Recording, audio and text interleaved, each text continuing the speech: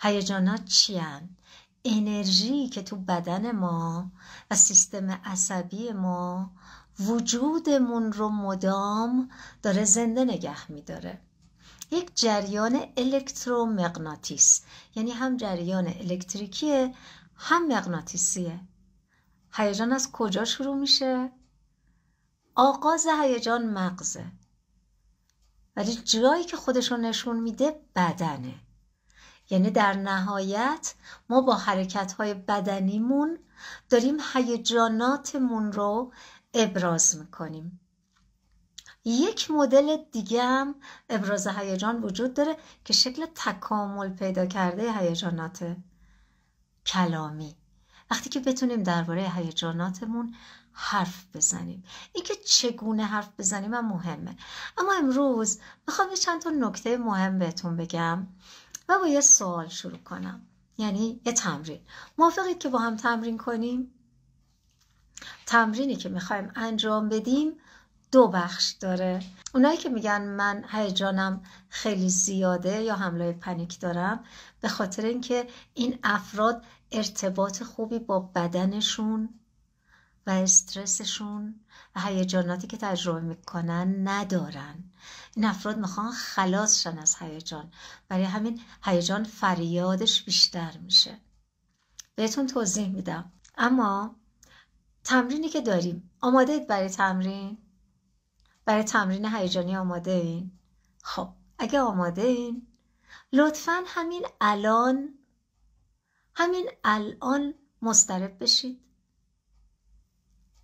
اضطراب رو در خودتون ایجاد کنید. همین الان مضطرب بشید. همین الان امیدوار بشید. اضطراب رو بذارید کنار، امیدوار بشید. لطفاً امیدوار باشید. همین الان امیدوار بشید. همین الان ناامید بشید.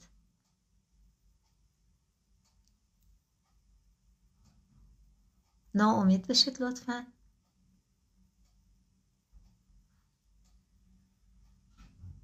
لطفاً خوشحال بشید.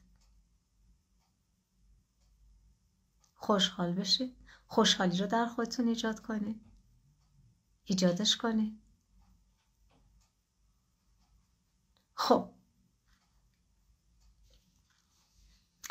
متوجه شدید ایجاد یک هیجان دلخواه در بدنمون زمان لازم داره؟ حالا نکته اینه تو این زمان چه اتفاقی باید بیفته تا ما هیجان رو تجربه کنیم؟ باید چه اتفاقی بیفته تا ما یک هیجان رو تجربه کنیم؟ وقتی کسی به ما میگه عصبانی شو یا آروم باش، اینقدر عصبانی نباش، به نظر شما این شدنیه؟ بله شدنیه. اما داستان اینه چگونه ما میتونیم خودتنظیمی هیجانی داشته باشیم. یک هیجان رو در خودمون ایجاد کنیم، کم کنیم، زیاد کنیم. به دلخواه بله میتونیم. انسان قادره هیجان انتخابی داشته باشه. این هیجان رو میتونه توسط یک محرک بیرونی ایجاد کنه.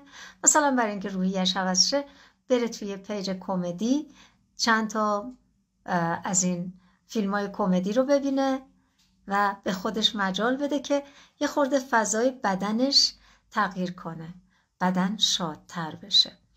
میگم بدن یعنی جایگاه هیجانات. خوب گوش کنید. ما نیاز داریم اصلا هیجانات رو بشناسیم. ما هیجانات متعددی رو در طی روز تجربه میکنیم. خیلی کمتر به این فکر کردید که عمدن بشینیم خودمون رو امیدوار کنیم یا در خودمون انگیزه ایجاد کنیم. اشتیاق به فعالیت، اشتیاق به کار کردن رو هدفی که میخوایم بهش برسیم. کمتر یاد گرفتیم که ما قادریم یه کارهایی بکنیم که در خودمون هیجان خاصی رو ایجاد کنیم.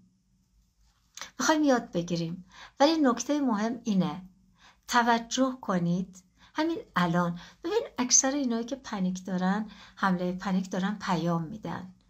این یعنی این که توی موقعیتی که باید خویشتن‌داری کنم، گیرنده باشم، توجه کنم، یه چیزایی یاد بگیرم شاید بهم کمک کنه، من بازم دارم فعالیت میکنم. قادر نیستم ساکت و گیرنده بشم.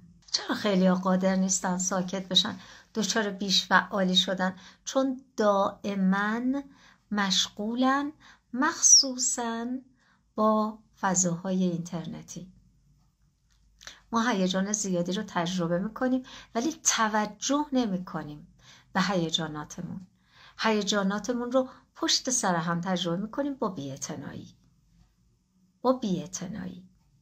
خب حالا میخوام بهتون بگم زمانی که شما میدید به خودتون تا هیجان خاصی رو ایجاد کنید، دارید به یه چیز خاصی فکر میکنین. مثلا اونجایی که گفتم بهتون لطفاً مضطرب بشید، شما دنبال یک محرکی بودید تا به اون تصویر، به اون صدا، به اون احتمال فکر کنید و خودتون رو مضطرب کنید. یعنی چی؟ یعنی گاهی اوقات فکر مقدمه شروع یک هیجانه. و چقدر ما اینو میدونیم، چقدر آشناییم که ما با افکارمون داریم مدام در خودمون هیجان ایجاد میکنیم، داریم احساسات مختلف رو ایجاد میکنیم. دقت کردین؟ و اگه هیجانی توسط یک موقعیت ایجاد بشه، ما قادریم اون هیجان رو تغییر بدیم. مثلا کسی که دچار حمله های پنیک میشه، گفتم جایگاه هیجان کجاست؟ بدنه، نه؟ پس کسی که دچار حمله پنیک میشه، یکی از کارهایی که میتونه بکنه ضربه زدن به بدن، قفسه سینه، حرکت‌های شدید بدنی یا حتی تولید یک صدا در سطحی که بدن و سیستم عصبی داره این فرد رو قفل میکنه که فرد احساس کنه همین الانه که بمیره. من 2 بار دچار حمله پنیک شدم. یه بارش خیلی جالب بود. توی کلاس آموزشی بودم، مشغول تدریس، یه دفعه دچار شدم. خیلی برام جالب بود این تجربه. یعنی واقعا احساس کردم همین الان میمیرم.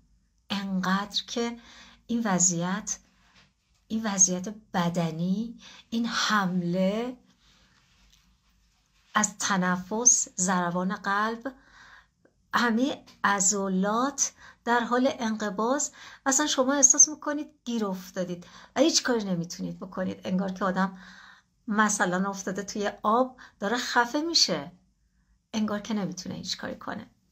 حالا چی میخوام بگم؟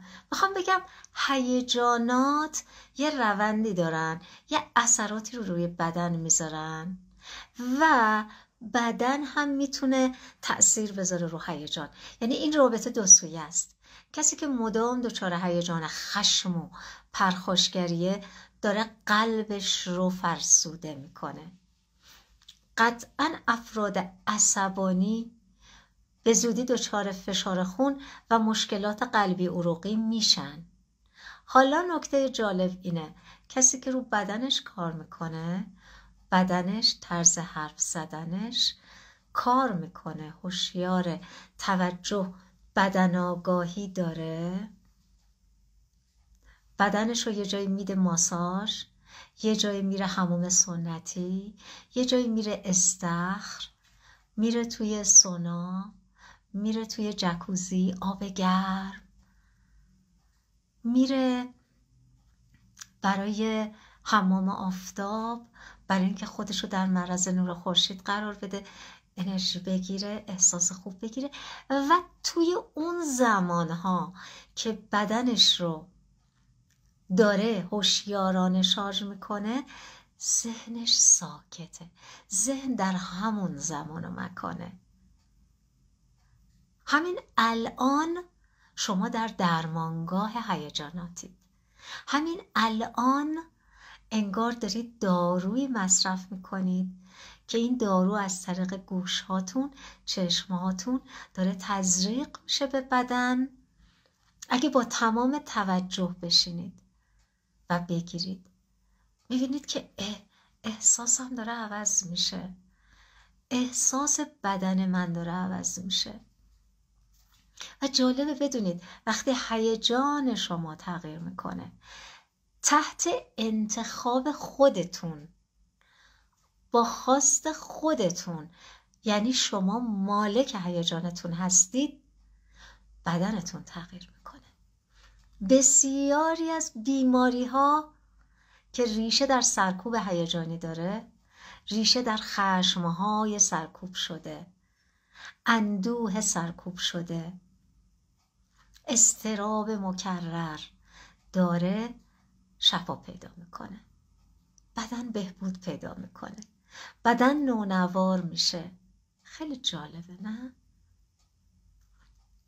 بدن ما منتظره تا بهش توجه کنیم، تا کمکش کنیم که استرس هاش رو بده و شروع کنه به رفرش شدن، تازه شدن. چقدر به این بدن میرسیم. من دیدم آدمایی رو که هزینه های زیادی میکنن، لباس های گرون قیمتی میپوشن، به سفرهای لاکچری و گرون قیمتی میرن، اما بلد نیستن چگونه بدنشون رو شارژ کنن و حالشون رو خوب کنن. با کوچکترین اختلافی، مشکلی، بی احترامی، بی اعتنایی در اون موقعیت مدتها حالشون بد میمونه. کسی که مدتها درگیر یک رویداد ناخوشایند عصبی میمونه، استرسش بالاه، این آدم مستعد مشکلات روانی، رفتاری و جسمیه. مستعد اینه که هم از لحاظ روانی مشکل پیدا کنه، هم از لحاظ بدنی، جسمی بیمار بشه. بیماری های گوارشی، اختلال خواب، اختلال در حافظه، میدونید خیلی خیلی مشکلات. خب اما ما میتونیم تصمیم بگیریم از یک جایی مسئولیت هیجاناتمون رو به عهده بگیریم و دنبال مقصر نگردیم. نگیم اون باعث شد من اینجوری بشم. این اتفاق، گرونیا، خبرها، جنگ، هوای تهران، هوای ایران، آب، قطعی برق، قطعی آب، بله میشه تمرکز رو میشه داد به همه سختی ها و به شدت افت کرد، ولی واقعا با تمرکز دادن به لیستی از مشکلات قدرت اینو پیدا میکنیم که تغییر ایجاد کنیم یا نه فقط قربانی تر میشیم؟ حواسمون باشه چی کار داریم میکنیم. شما میتونید به خودتون انگیزه بدید برای انجام یک کار مهم. قادرید وقتی حالش رو ندارید، بی حوصله نشستید و گوشیتون رو گرفتید دستتون، دارید تو اینستاگرام میچرخید. قادرید که برای لحظاتی با انجام یک کاری انگیزه خودتون رو برای انجام کار مهمتون که شما رو به هدفتون میرسونه بالا ببرید. انگیزتون رو میتونید بالا ببرید، شوق انجام یک کار رو. این خودش بخشی از هوش هیجانیه. یاد میگیریم چگونه با احساسات ناخوشایندمون روبرو بشیم، چون هیجانات و احساسات علائم مهم درونی هستن که دارن به ما آلارم میدن یه چیزی اونجور که باید باشه نیست. حواست باشه. ما با یه مشکل برخورد میکنیم، دردمون میاد، بعد میشینیم راجع به اون مشکل انقدر با اعتراض و سرزنش خودگویی میکنیم که اون درد رو تبدیل به رنج و ماندگار میکنیم. ما این کار میکنیم. ما مالک هیجاناتمون نیستیم. هر محرکی میتونه در ما به هم ریختگی هیجانی ایجاد کنه، آشفتگی ایجاد کنه. خب آیا ما قادریم یاد بگیریم که چگونه هیجاناتمون رو مدیریت کنیم؟ یا این ژنتیکیه؟ دوستان یه بخشش ژنه که ما آدم‌های نرمی به دنیا میایم، نوزادان نرمی بودیم یا سخت، راحت تر بودیم یا خیلی سخت بودیم در برابر هر محرک. ولی محیط بزرگ شدن ما خیلی مهمه.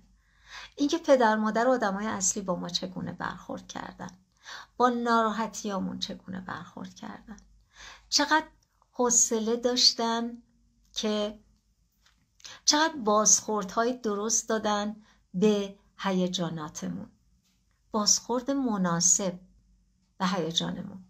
یعنی من وقتی گریه میکردم، ناراحت بودم، مادرم نمیومد بگه ده زمین ده اون مقصره.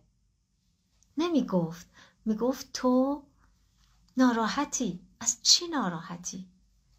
توجه میکرد، همدلی میکرد. حالا نگاه کنید، افرادی که هیجان زایی و هیجان خواهیشون کمه، مثل افرادی که اختلال اسکیزوئید دارن، مثل افرادی که اوتیسم دارن، مثل افرادی که الکسیتیمیا دارن. اینا اختلالاتیه که افراد ممکنه داشته باشن، حالا شدت و ضعفش فرق میکنه در هر کس. اینا هیجان زایی و هیجان خواهیشون کمه، نیاز به در آغوش گرفته شدن ندارن که هیچی پس میزنن، نمیخوان. به فرد اوتیستیک اصلا تمایلی به در آغوش گرفته شدن نداره و پس میزنه، نوازش نمیخواد، تشویق نمیخواد، نیازی نداره. حالا نکته اینه، همه ما آدما در میزان هیجان خواهی یا هیجان زایی. هیجان خواهی یعنی چی؟ یعنی من بخوام مثلا چه می‌دونم برم شهر بازی که هیجان رو تجربه کنم، برم تونل وحشت، برم بازیایی کنم که توش فریاد هیجان، میدونی این هیجان خواهیه. در بعضیا کمه، در بعضیا زیاده. کدومش خوبه؟ هیچ کدوم، هر دوتاش خوبه، بسته به اینه که شما بدنتون چقدر میخواد. مثل گیاهی که میزان نیازش به آب کم یا زیاده. خب هیجان زایی یعنی بعضی از آدم‌ها در روبرویی با محرک‌های شدید قادرن صبر کنن، فکر کنن، مکث کنن، یه جور خویشتن‌داری دارن. ولی بعضیا هیجان زان، یعنی ناگهان واکنش میدن، ناگهان باید ابراز کنن، وگرنه احساس میکنن یک کاری رو که باید نکردن. آدما در میزان هیجان خواهی و هیجان زایی با همدیگه فرق میکنن. معمولا اونایی که هیجان خواهن خیلی دنبال ماجراهای هیجانی هستن، هیجان زاییشون هم زیاده معمولا، ولی نه همیشه. بعضیا هیجان خواه هستن میرن، ولی در هر صورت اینا هیجان زایی زیادی نه، ابرازگری زیاد هیجانی ندارن، خیلی انگار ظرفیت بالاست. حالا اینا راجبشون میشه صحبت کرد. ما چجوری میتونیم تغییر ظرفیت ایجاد کنیم در خودمون، یعنی ظرفیت هیجانمون رو بالا ببریم؟ آیا میتونیم؟ بله، انسان میتواند. چرا؟ چون انسان قادر است حرف بزند. چرا؟ چون انسان قادر است فکر کند. نئوکورتکس پیشانی، این قسمت، انسان قادر فکر کنه. فکر کردن روی مراکز هیجانی که مراکز هیجانی وسط مغز هستن میتونه اشراف پیدا کنه، تنظیم هیجانی انجام بشه. بنابراین ما انسان ها قادریم راجع به عواطفمون، احساساتمون، هیجاناتمون حرف بزنیم، با کلمات بیان کنیم من از رفتار تو خیلی در اون لحظه عصبانی شدم. اما ببینین من که دارم میگم من خیلی عصبانی شدم، خشم رو ابراز نمی کنم، خشم رو با کلمات دارم ابراز میکنم. میشه؟ واقعا میشه، واقعا میشه. باید چیزایی رو یاد بگیریم. اینا رو به ما آموزش ندادن و ما بزرگترین دشمن خودمون هستیم. به خاطر ناآگاهیمون به خودمون آسیب میزنیم. کافیه یه نفر به ما یه انتقاد ناموجه بکنه، بهمون یه متلکی بگه، یه تیکه‌ای بندازه، مدت‌ها حالمون بده و حتی فکر میکنیم چجوری انتقام بگیریم. چرا واقعا آدم‌ها اینقدر ناراحت میشن؟ چرا؟ چون وقتی که یه چیزی خلاف انتظارشون اتفاق میفته، خودگویی سرزنشگرانه شروع میشه و اینجا آغاز سپردن هیجاناتم به یه نفر دیگه است. کنترل میشم. خودگویی هم باعث میشه من کنترل بشم. دقت کنید، این یعنی سواد عاطفی پایین. یعنی آدمایی که اگه از کسی ناراحت شن چوب یا سلاحی دستشون باشه استفاده میکنن، میزنن. چرا میزنی؟ به خاطر اینکه من عصبانیم. خب عصبانی باشه، یه جور دیگه عصبانیت تو ابراز کن. چرا داری میزنی؟ دوستان متاسفانه ما در اون شرایط نمیتونیم یاد بگیریم. ما زمانی میتونیم یاد بگیریم که آرومیم، متعادلیم. زمان خوبیه برای اینکه خودمونو در موقعیت‌های سخت ببینیم، آنالیز کنیم، تجزیه تحلیل کنیم و حالا تغییر ایجاد کنیم. یه نکته بهتون بگم، یه نکته قشنگیه، بذاریم بهتون بگم. مثلا این نکته، شما میدونین اگه از یه نفر خوشتون نیاد، اون آدم مثلا یه خودکار بده بگه اینو برای من لطفاً یه چند دقیقه نگه دار. ازتون درخواست کرده اینو نگه دارید. از اون آدم خوشتون نمیاد. نگه داشتن این خودکاره تو دستتون براتون عذاب آوره. خیلی زیاد. چرا؟ آیا این کار سختیه؟ نه. پس چرا من انقدر دارم اذیت میشم؟ چون من از اون آدم خوشم نمیاد. حالا اگه از آدمی خوشم بیاد، اون آدم ظرف غذایی که دستشه بریزه رو لباسم و لباسم کثیف بشه، اونقدری که حتی لازمه ناراحت نمیشم، چون من اونو دوستش دارم. چه اتفاقی میفته؟ چه تفاوتی در این شرایط وجود داره؟ تفاوت چیه؟ تفاوت احساس اولیه من به این دوتا آدمه که باعث میشه خودگویی های من تو موقعیت حتی خوشایند عادی، خودگویی ها منفی بشه و در موقعیت ناخوشایند از کسی که دوستش دارم خودگویی ها مثبت باشه، طوری که ازم محافظت کنه. برای همینه که میگن هر چقدر ما بلد باشیم دیگران رو دوست بداریم، کمتر از دست اون آدم ها ناراحت میشیم، حتی اگه عمدن کاری انجام بدن که بخوان ناراحتمون کنن. خیلی مهمه. آیا بلدیم؟ من دارم یه دوره برگزار میکنم با عنوان درمانگاه هیجانات. این دوره برای همه افرادی که خودشون استرس و اضطراب، نگرانی، خشم، ترس، احساس گناه، احساس شرم، احساس ناامیدی، بی‌انگیزگی، نفرت، اینها رو تجربه میکنن، بسیار ضروریه. و همه کسایی که با افراد زندگی میکنن که اونها خیلی هیجان زدن، که با هیجاناتشون این آدم رو دارن ناراحت میکنن، یا خیلی بی‌تفاوتن و هیجان مناسب برای موقعیت ها رو نمیدن. در واقع درمانگاه هیجانات جاییه که شما در اون خودتون رو چکاپ میکنید، یه بررسی کامل که چه چیزهایی در وجودتون، در زندگیتون، در ذهنتون کمه که باید تجویز بشه اضافه کنین، چه چیزهایی زیاده که باید پرهیز کنید، کم کنید تا این سیستم عصبی، روانی، رفتاری به تعادل برسه.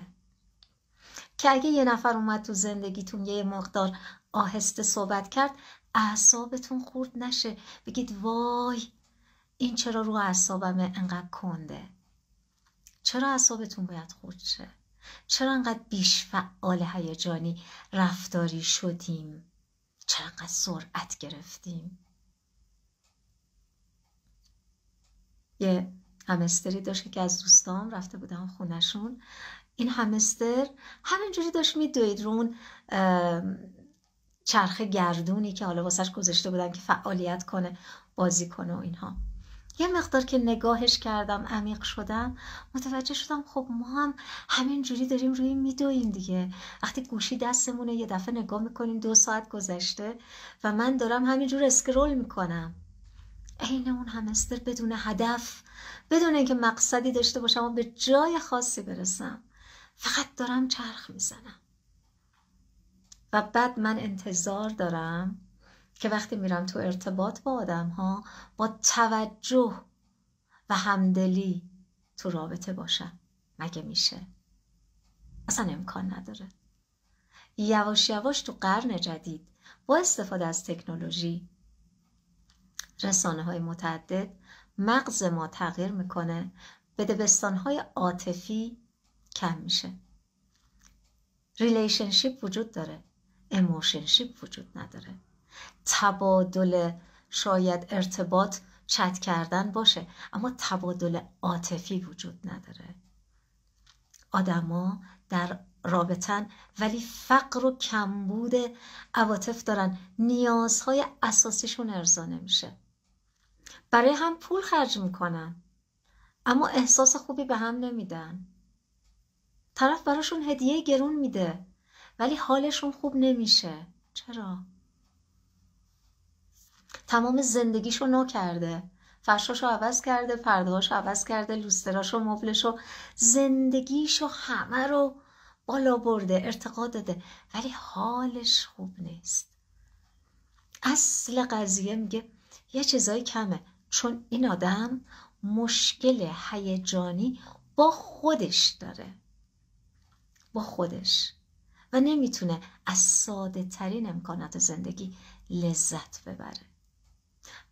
پارک رفتن براش بی‌معنا میشه، قدم زدن، با مردم ارتباط برقرار کردن، اصلا همدلی بلد نیست. خب من خواستم دوره درمانگاه هیجانات رو بهتون معرفی کنم و بگم حتما ثبت نام کنین، شک نکنین. این دوره بی‌نظیر برای هر کسیه که میخواد به سلامت روانی برسه، به سلامت رفتاری برسه، به سلامت ارتباطی برسه. روان یا هیجان، رفتار یا حرف زدن و در نهایت ارتباط سالم. همه اینا در این دوره قرار کار بشه.